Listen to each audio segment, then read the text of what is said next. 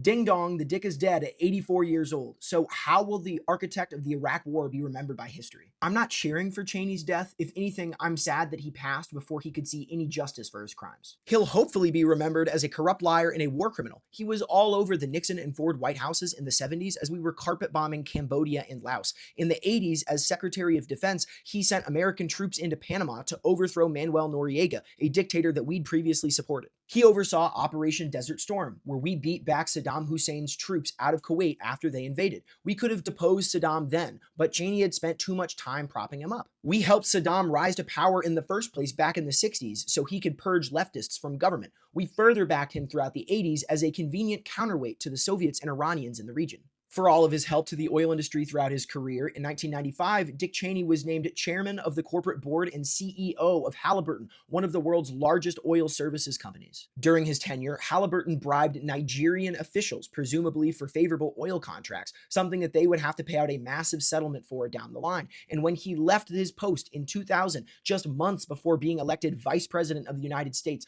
the company gave him a $20 million exit package, something I'm sure he's going to forget all about once he gets into power. Cheney and the Bush neocon White House planned to invade Iraq from the jump. On the day of 9/11, officials like Cheney's former co-worker at the Nixon White House, Donald Rumsfeld, and Paul Wolfowitz publicly called for the invasion of Iraq even though they had nothing to do with 9/11.